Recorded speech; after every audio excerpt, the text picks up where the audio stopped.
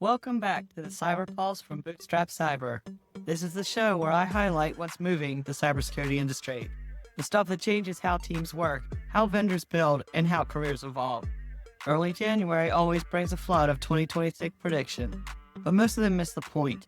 The interesting story right now isn't what's new, it's what's being forced to change.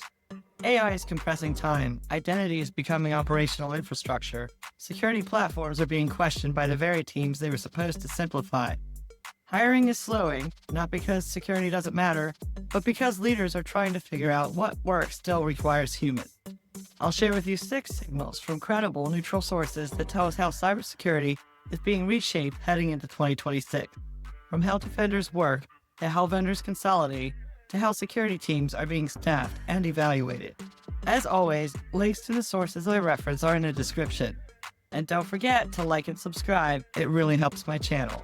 Let's get into it. First up, I want to highlight Daniel Miessler's blog. He wrote a blog about how AI changes cybersecurity in 2026. It's the biggest trend shaping everything else. AI doesn't just change the tools, it changes the pace of the fight. Miessler's take is basically this. The core question becomes, how good is the attacker's AI compared to yours? And that's uncomfortable because you can't hire your way out of it. Humans don't scale like automated recon, phishing iteration, or AI-assisted exploitation, or social engineering. The implication is not buy an AI product. The implication is your fundamentals become measurable in real time. Asset management, attack surface management, vulnerability management, identity hygiene. These stop being quarterly projects and start being continuous competition. Here's the part most orgs are not ready for.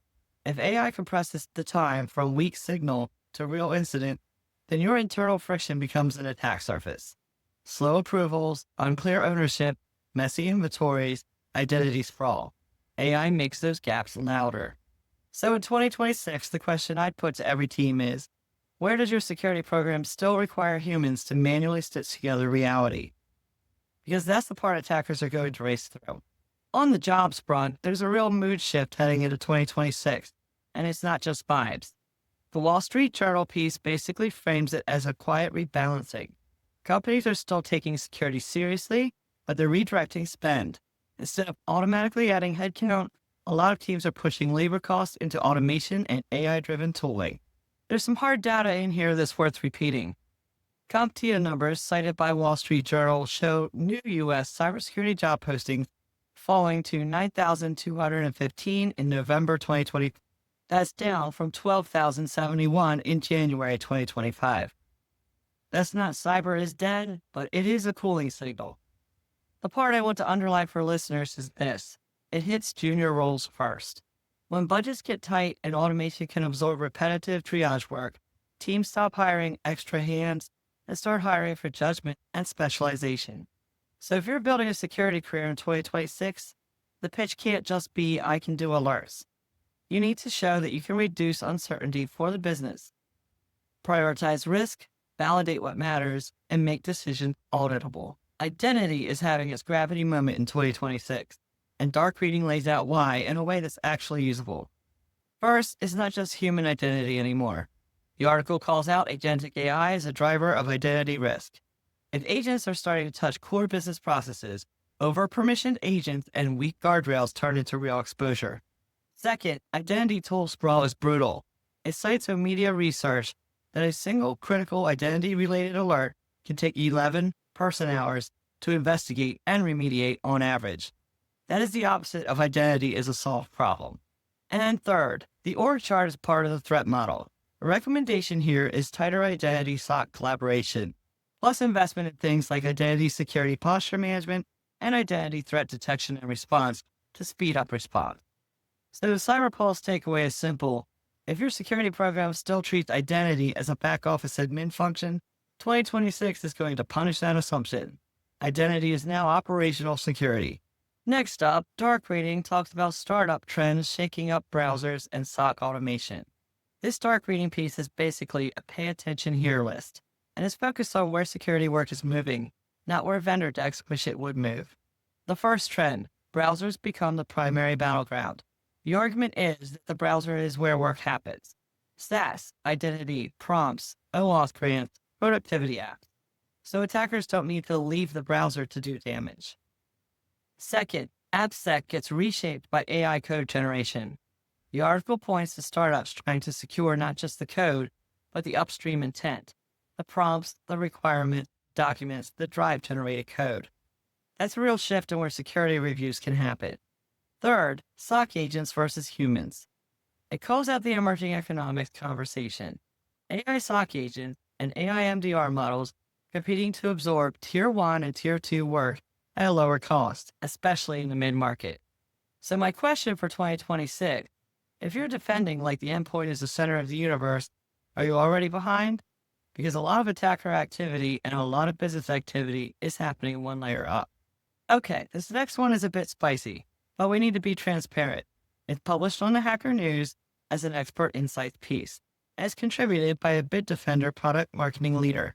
So we're not treating it as neutral reporting, we're treating it as a useful lens of what vendors think buyers want and where customers are pushing. The premise is tool sprawl is still wrecking operations. The article cites a Gartner survey with large enterprises running an average of 45 security tools, and executives naming complexity as a top barrier to effective security ops.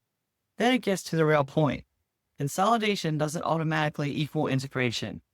A lot of platforms end up as acquisition-led portfolios with a shared UI, not a single coherent system. The most valuable part for our listeners is the mid-market angle. The piece argues that mid-market orgs can't staff like enterprises, so the platform promise has to be operational simplicity across the lifecycle, not just response workflows. So the 2026 question isn't platform or best of breed. It's does your stack reduce decision time and human stitching, or does it just move complexity into a different dashboard? Let's talk market moves for a moment. SiliconANGLE summarized Momentum Cyber's 2026 Almanac.